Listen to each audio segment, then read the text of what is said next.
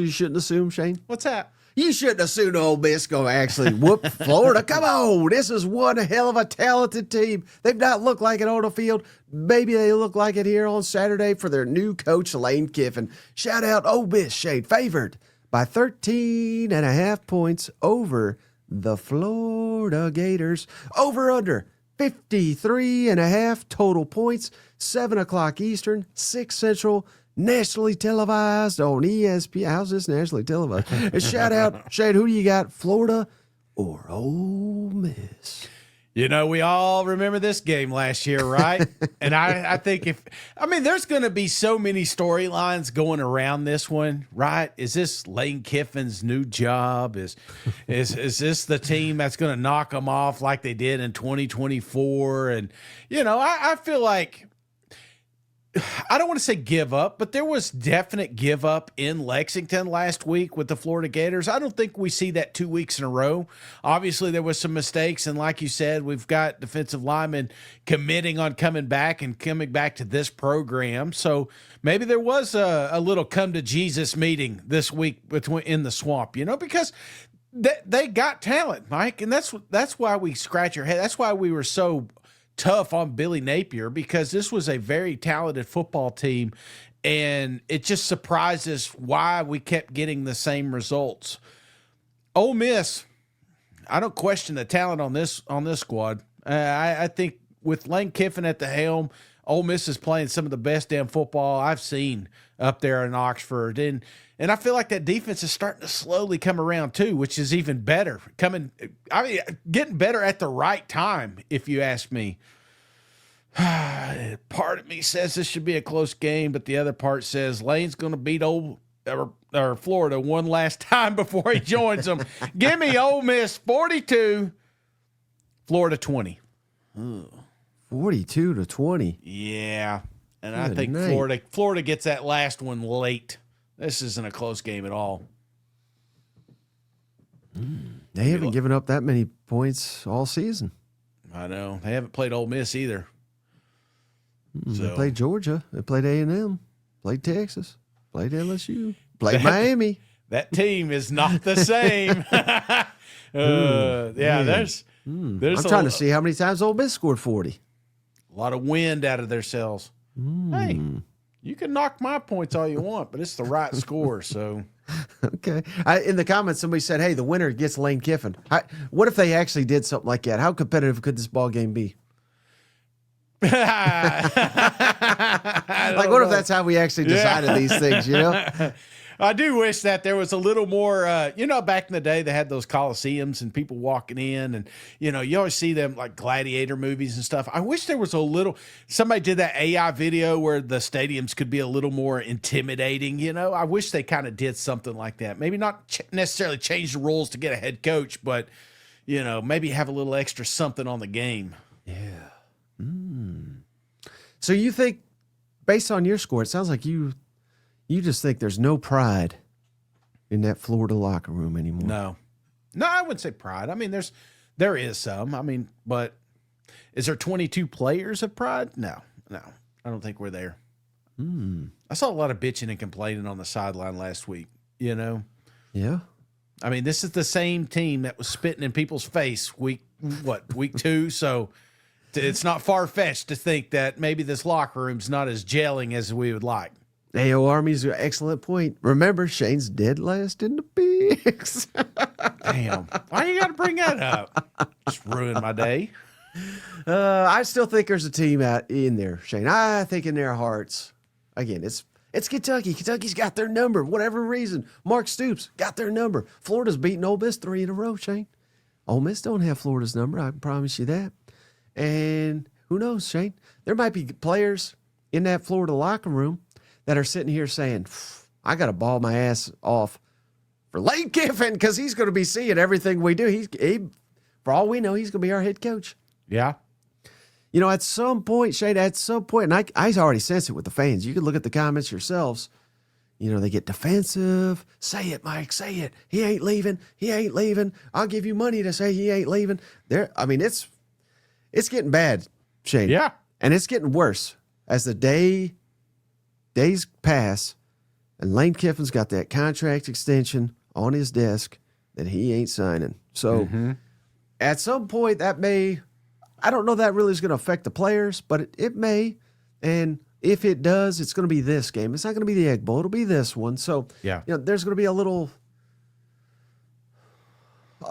issue there, I would think, but potentially. So, I don't know. I just think Florida, I know they got their ass whooped, but they were actually winning there for a split second. It was, once DJ started turning the ball over again. Yeah. You just can't come back from that. I don't care who your opponent is, whether it's sorry Kentucky or not.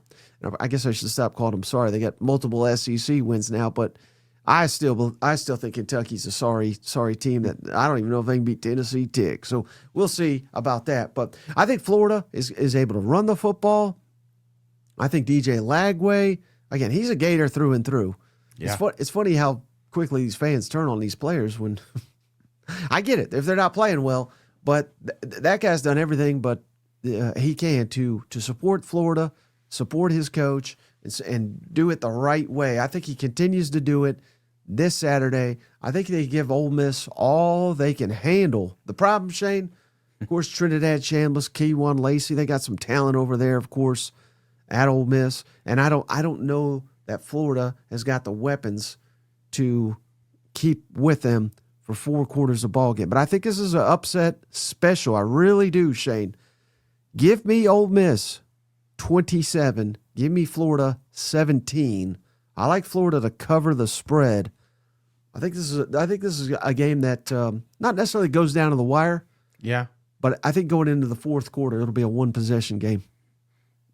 I like what Russ says. Lane puts 40 on Florida in the first half, then comes out of the Florida locker room after halftime and puts 50 on Ole Miss. Hey, he's just crazy enough to do it. You know what? Yeah. Get into who's not soft over here, Steven, and that's them Ole Miss Rebels hosting Florida Gators in the Lane Kiffin Bowl.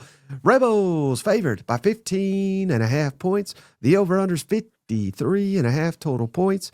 7 o'clock Eastern, 6 Central, nationally televised on ESPN. Who do you like here, Steven? Mike, you said it best. It is the Lane Kiffin Bowl. Not only is it Lane Kiffin and Florida's interest, maybe Lane is doing a little scouting in this game, seeing what Florida's got on the roster. Maybe it helps him make his decision a little bit. Maybe he's doing some portal scouting to get DJ Lagway to Oxford next year and Cam Coleman to catch touchdowns for him. I'm just having some fun, Mike, because the reality of this is Ole Miss is 9-1.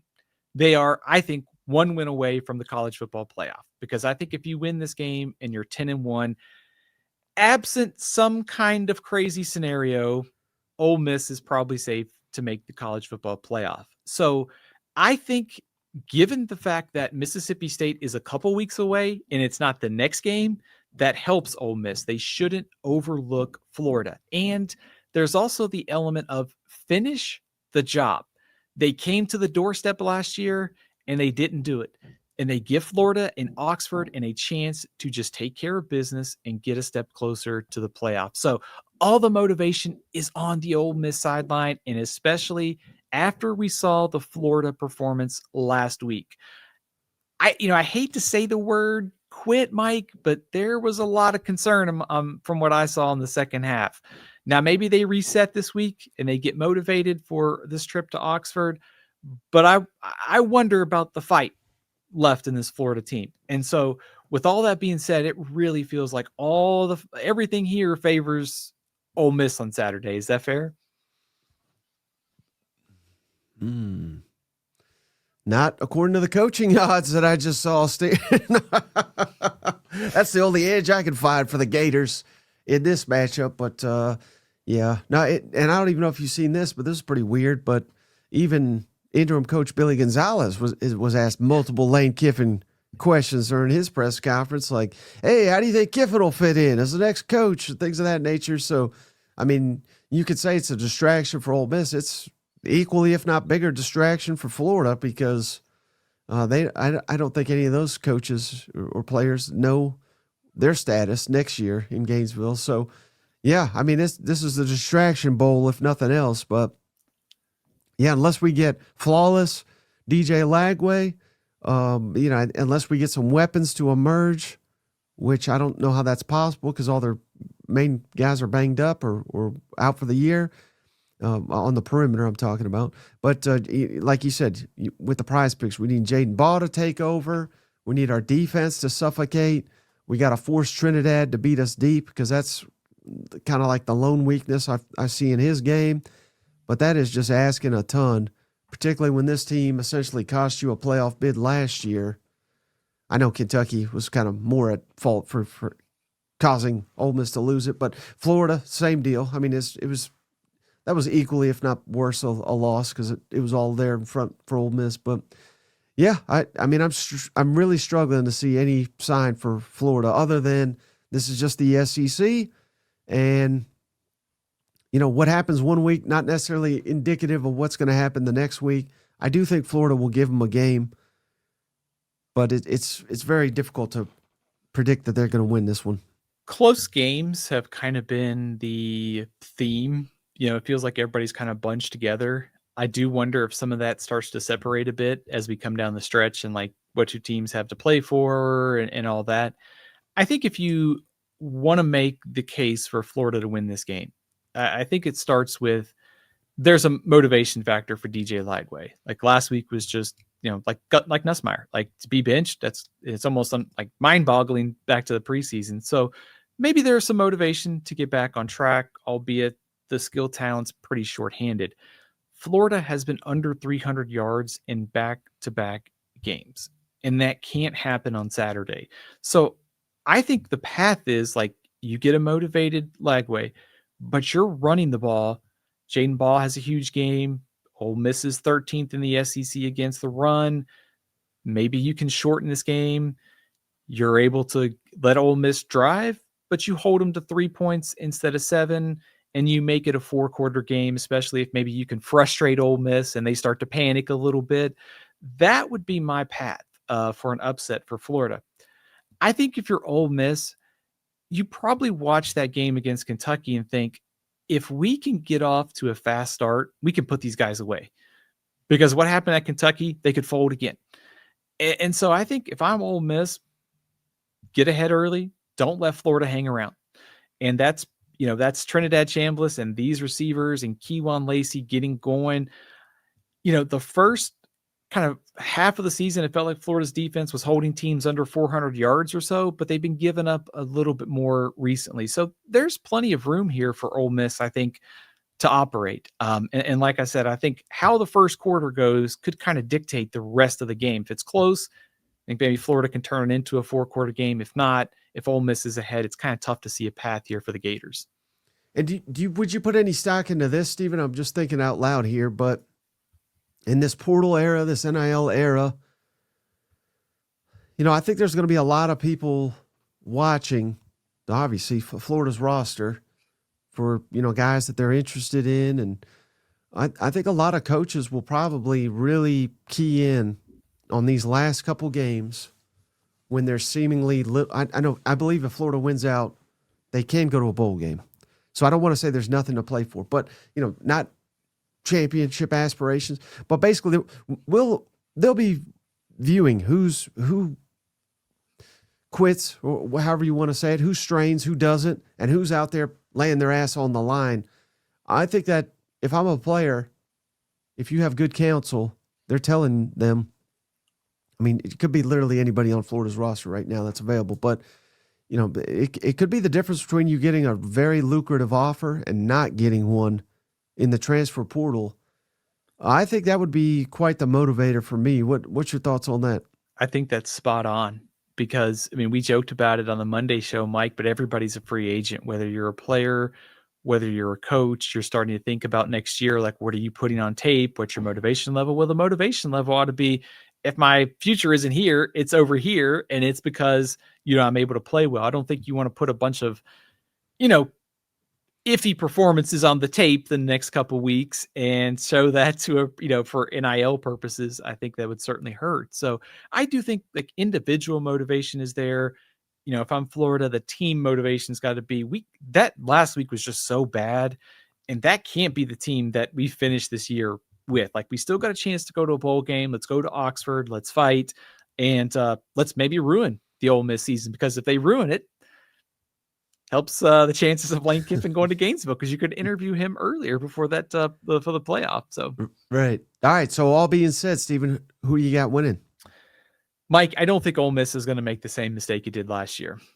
I think they're here to finish the job. And I think given that, and given the questions about Florida motivation, what do they have in the tank? Do I think they could cover? Yeah, 15, 16 points is quite a lot. But I'm going to take Ole Miss, Mike, 34-17. I think they finish the job, finish the stretch out here on a high note, and get to Mississippi State with a 10-1 record and be in great shape to make the college football playoff.